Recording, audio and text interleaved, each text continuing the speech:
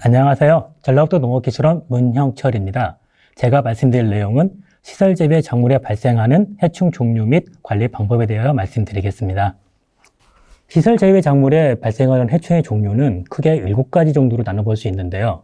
첫 번째, 총체벌류입니다. 총체벌레에는 꽃노랑 총체벌레, 오이총체벌레, 대만 총체벌레 등의 발생이 많고 있고, 진딧물류는 잘 아는 것 같이 복숭아옥 진딧물, 목화 진딧물, 쌀이 수염 진딧물 등이 있습니다. 응애류에는 점박이 응애, 차응애, 차먼지 응애 등이 큰 피해를 주고 있습니다. 가루이 중에서는 담배가루이, 온실가루 등이 있고, 파리류에서는 아메리카 이꼴파리라든지 작은 뿌리파리 등이 있습니다. 나방류에는 시설에서 발생이 그렇게 많지는 않지만 그래도 담배나방이나 담배거세미나방, 파밤나방 등이 큰 피해를 주고 있고, 특정 시기에 노린재 등이 돌발적으로 발생하는 경우가 있습니다. 이들 해충을 방제를 하기 위해서 저희들이 꼭 해야 될 일들은 포장에서 피해를 주고 있는 해충 종류가 어떤 것들이 있는지를 확인하는 것이 가장 중요하고, 현재 발생량이 어느 정도인지, 또 발생량이 어떻게 변화할 건지를 또 예측해보고, 그에 따라서 예상 피해 시기를 산정해보는 것도 중요한 문제입니다. 따라서 이런 걸 통해서 방제 시기와 방제 방법을 선택하게 되게 됩니다. 오늘 말씀드릴 것은 이 중에서도 담배가루이, 총체벌레, 응애, 작은 뿌리파리를 중심으로 말씀드리도록 하겠습니다. 먼저 담배가루이입니다. 현재 지금 그림에 나타나고 있는 것이 첫 번째 보이는 것이 지금 담배가루이의 아래 모습이 되겠고요. 약충의 모습, 그 다음에 번데기라고 하는 모습이 되겠고, 성충의 암컷과 수컷의 모습이 되겠습니다. 담배가루이는 오이라든지 가지, 토마토 등 거의 과채류나 엽채류, 관생식물 등 약 600여 종의 이상에서 발생을 해서 피해를 주고 있는데, 피해 유형을 보면 흡집에 의한 직접적인 피해, 감로에 의한 상품성 저하, 그다음에 바이러스 매개 등에 의해서 피해를 주고 있습니다. 담배가루이의 특징을 살펴보면 온실가루이에 비해서 고온에서 적응력이 매우 높습니다. 둘째, 식물잎에 감로를 배출하여 그을음병을 유발시키고 식물 바이러스병을 매게 합니다. 또 온실가루이가 식물 전당부 잎에 주로 산란하는 데 비해서 담배가루이는 식물 전체 잎에 산란을 하게 됩니다. 또한 암수가 교미해서 알을 낳기도 하고 수정하지 않은 암컷이 처녀 생식으로 알을 낳기도 합니다. 또 온실가루에 비해서 약재 저항성이 강한 편입니다. 온도별 담배가루의 발효 특성을 살펴보면 25도씨에서 30도 사이에서 발효기간이 매우 짧은 걸 알 수 있는데, 알에서 성충까지 한 세대가 경과하는데 약 20에서 약 25일 정도가 경과되기 때문에 온실 내에 한번 정착을 하게 되면 한 세대가 발효 기간이 매우 짧아서 여러 세대가 발생을 해서 증식률이 매우 높은 걸로 알 수가 있습니다. 담배가루에 의한 피해 증상이 되겠습니다. 대부분 감로에 의해서 피해가 나타나는데, 토마토에 그을음병이 발생한 모습과 그다음에 직접적인 흡집에 의해서 잎이 위축이 되거나 황화되는 그런 모습이 되겠습니다. 담배가루이가 바이러스를 지금 매개한다고 했는데, 현재 토마토 황화 잎말림 바이러스병에 걸린 모습이 되겠습니다. 되게 포장에서 살펴봤을 경우에 군데군데 노랗게 좀 변하는 사진 모습이 보이고 있는데, 그런 부분들이 지금 바이러스에 의해서 변색된 그런 모습이 되겠습니다. 담배가루이 같은 경우에는 되게 고온 쪽에서 많이 발생이 좀 많은데, 보통 4월달부터 10월달까지 고추 하우스 조사한 결과 약 7월달부터 발생이 급격하게 증가해서 8, 9월달에 발생량이 매우 높은 것을 알 수가 있습니다. 또한 동계기와 하계기를 나누어서 비교를 해봤을 때, 동계기에는 온실가루의 발생량이 많은 경향이고, 고온 조건인 하계에는 담배가루의 발생이 많은 경향입니다. 그리고 초기 밀도가 한 10 정도에 있을 때 약 3개월 후 정도에 되면 약 34마리 정도로 증식이 돼서 약 3.4배 정도로 증식 속도가 매우 빠른 것을 알 수가 있습니다. 담배가루의 증식 속도를 지금 다시 확인하기 위해서 참외에서 초기 접종 밀도를 달리해서 조사를 해봤을 경우입니다. 한 마리에서부터 10마리까지 접종을 해봤을 경우에 약 30일 이후부터 성충의 증가율이 매우 높음을 알 수가 있습니다. 약충도 약 45일경부터 발생이 많이 증가가 시작했는데 접종 후 한 2달 정도가 지나면 초기 밀도에 상관없이 발생 밀도가 거의 비슷하게 가는 경향이 있기 때문에 초기에 방지하는 것이 가장 중요한 내용이 되겠습니다.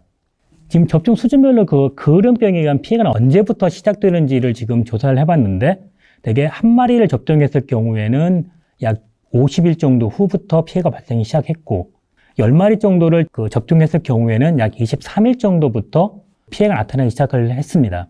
또 이런 피해 염류를 살펴보니까 10여 당 10마리 정도를 접종했을 경우에 약 15일 정도 후에는 거의 피해가 없었습니다만은 약 45일경 지난 데부터는 약 5.5%, 60일 정도 지나면 약 10% 정도의 그을음병 피해가 나타나는 것을 알 수가 있었습니다. 반면 밀도가 좀 낮았던 경우에는 피해가 60일 정도에도 2.5% 정도로 좀 낮게 유지가 됐는데요. 따라서 이 자료를 통해서라도 초기 방제가 중요하면 알 수가 있습니다. 고추에서 지금 담배가루 초기 밀도에 따라서 어느 정도 증식된 것도 살펴봤는데 역시 접종 한 20일경 이상부터 밀도가 급격하게 증가하고 있는 그런 경향임을 알 수 있었습니다. 가루위의 관리 기술에 대해서 말씀드리겠습니다. 크게 지금 작물 재배 전 관리, 작물 재배 중 관리, 수확 후 관리로 크게 나눠볼 수가 있는데요.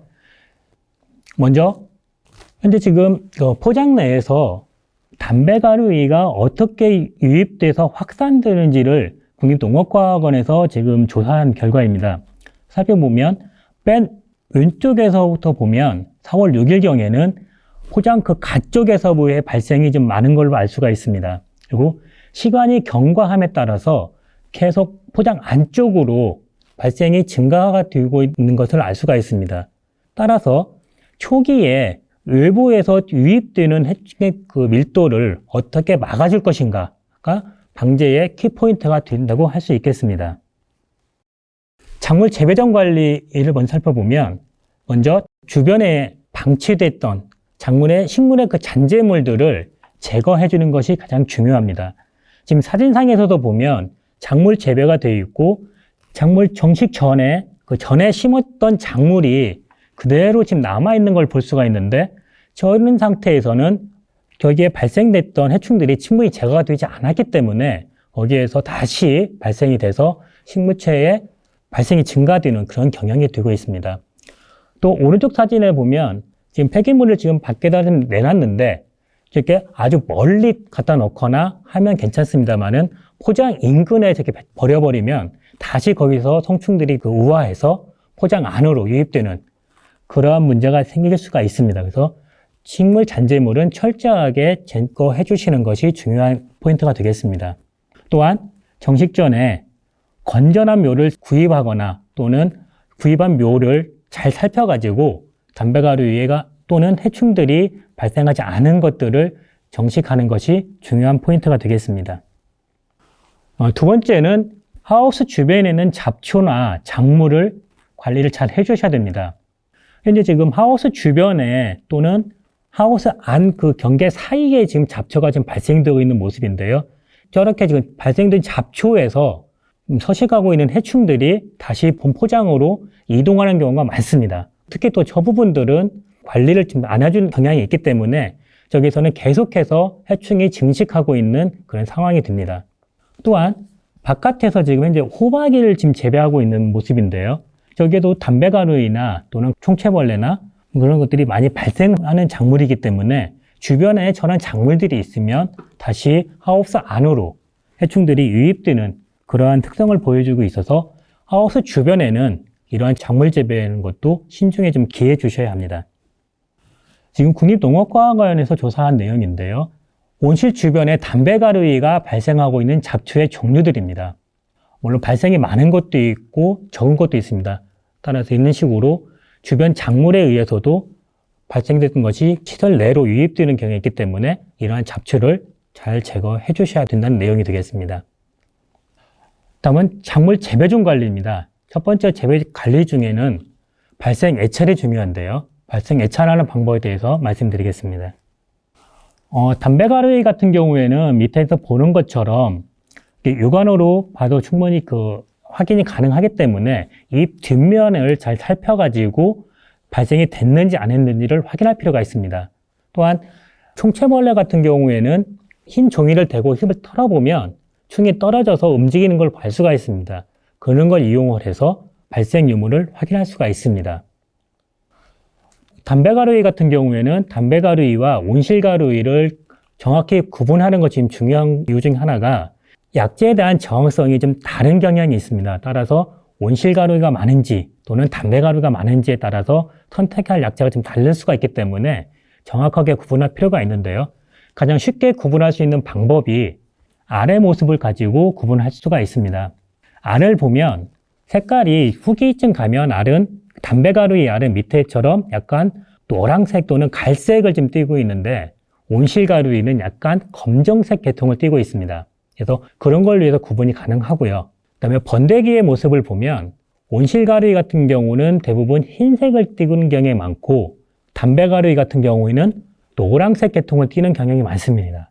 그래서 잎 뒷면을 살펴서 노란색으로 보이는 개체들이 많다 싶으면 내 포장에 담배가루이가 많다라고 생각하시면 되겠습니다. 다음으로는 물리적 방제 방법으로 방충망을 설치하는 방법인데요. 지금 방충망 눈금 크기별로 해충을 통과하는지 안 하는지를 지금 살펴본 결과입니다. 보면 눈금 크기가 작으면 작을수록 통과하는 해치수가 적다는 걸 알 수가 있습니다. 0.74 곱하기 0.82mm 정도의 그 눈금을 가진 그 방충망을 설치할 경우에는 약 364마리가 통과가 됐는데 0.33 곱하기 0.4mm 정도의 그 눈금 크기를 가진 방충망으로 실험할 경우가 약 3마리 정도밖에 통과 못하는 그런 결과이기 때문에 눈금 크기에 따라서 해충 방제 효과가 있기 때문에 잘 선택하셔가지고 사용하시는 게 좋을 것 같습니다.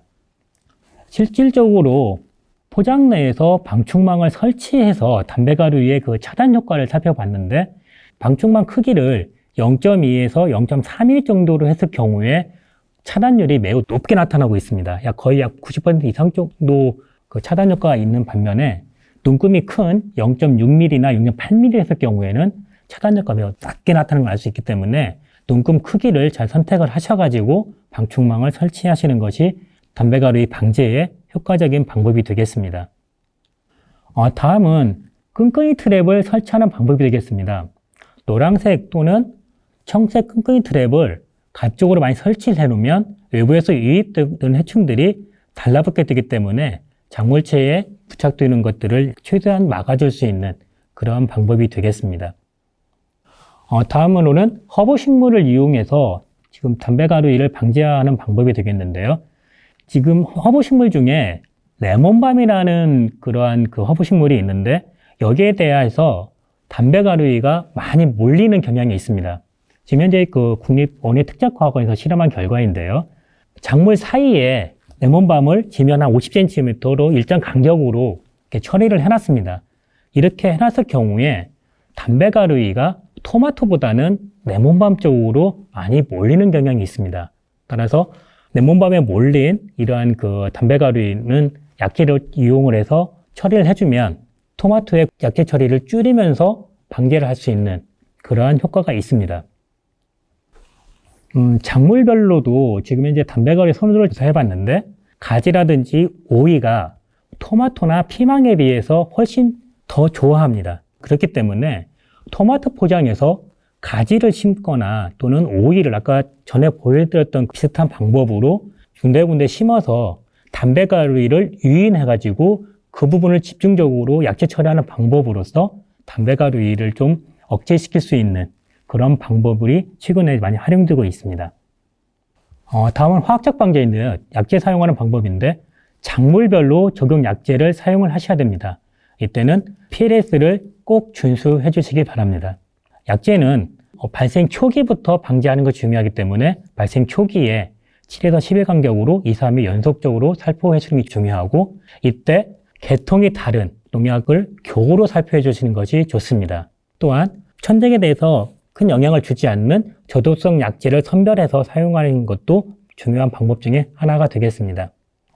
약재 살포 시기 해충 밀도에 따라서 어느 시기에 살포했을 경우에 효과가 있는 걸 다시 한번 실험으로 해본 건데요. 현재 5마리 이하 때 약재를 살포했을 경우에 수량이 21마리나 약 40마리 정도에 했을 때보다 수량이 훨씬 증가가 되는 경향을 알 수가 있고 거름병 발생 정도도 매우 낮은 것을 알 수가 있습니다. 따라서 약재 방제 시기에는 포장을 잘 살펴봐가지고 초기에 발생 밀도가 매우 낮을 때부터 방제를 하시는 것이 가장 중요한 방법이 되겠습니다. 이건 지금 국립농업과학원에서 지역별로 채집을 해가지고 살충제에 대한 저항성이 어느 정도가 있는지에 대해서 조사한 결과입니다. 6군데 정도의 지역에서 채집을 해서 조사를 했었는데 밑에서 보면 밑에서 세 번째, 네 번째 되는 약재들 같은 걸 보면 거의 모든 지역에서 방제가가 추천 농도로 예를 들어서 농약회사에서 몇 배로 사용하세요라고 정해준 게 있는데 그 농도로 처리했을 경우 방제 효과가 약 24% 정도밖에 안 됩니다. 24%, 36%, 지역에 따라서 약 10% 정도 이런 식으로 특정 약재에 대해서 저항성을 많이 띠고 있는 개체들이 있습니다. 발생이 되고 있거든요. 이런 경우에는 초기에는 방제 효과가 좋았는데 이걸 연용을 하다 보니까 이렇게 저항성이 발달이 돼서 나중에는 방제 효과가 없는 그런 약재가 되어버린 거고요. 지역에 따라서 보면 네 번째에 이미다클로로프린이라는 약재가 있는데 이것도 보면 어느 지역은 90% 또는 100%의 방제 효과가 높게 나타나는 반면에 어느 지역 같은 경우에는 80% 정도밖에 방제 효과가 안 나타나는 그런 경향이 있습니다. 즉 내가 사용하는 포장에 어떤 농약을 얼만큼 많이 사용했냐에 따라 가지고 저항성이 달라지기 때문에 약재 사용할 경우에는 계통이 다른 약재를 번갈아 가면서 사용하는 것이 좋은 약재를 오랫동안 사용할 수 있는 방법 중에 하나입니다. 다음에는 그 생물학적 방제를 위한 그 천적의 종류가 되겠는데요. 황혼 존벌이라든지 담배장립 노린재를 이용해가지고 담배가루이를 방제할 수가 있습니다. 다음은 수확 후 포장 관리 방법입니다. 역시 수확 후 관리 방법도 수확이 끝난 후에 작물은 반드시 제거를 해주는 게 좋다는 겁니다. 줄기를 패고 일주일 정도 식물을 말려서 제거를 하는 것이 참 좋고 하우스 내에 식물의 잔재물 및 잡초는 반드시 제거를 해주시고 포장 내 그 전작물의 그 잔재물은 또 소각을 해주시거나 비닐로 덮어서 열 소독을 해주시는 게 좋고 담배가루의 발생이 심했던 곳에서는 작기와 작기 사이의 간격을 최대한 길게 해주시는 게 방제율을 높일 수 있는 방법이 되겠습니다.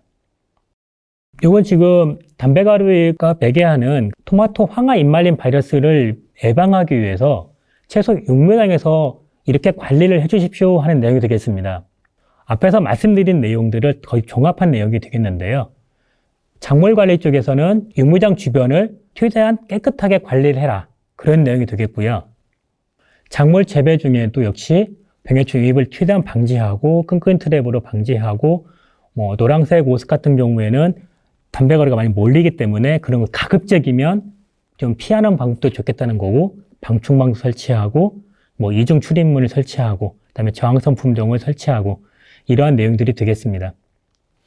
그다음에 살충제 방제 방법에서는 아까 말씀드렸다시피 지역에 따라서 저항성이 나타내고 있는 약재들이 있기 때문에 그런 약재들은 되도록이면 피해서 저항성이 없는 약재를 이용해서 살포해달라는 내용하고 주변에 기주 범위를 잘 살펴가지고 담배가루가 발생이 많은 작물은 육무장 주변에서 제거하는 방법으로 관리를 해주시는 게 좋겠다는 그런 내용이 되겠습니다.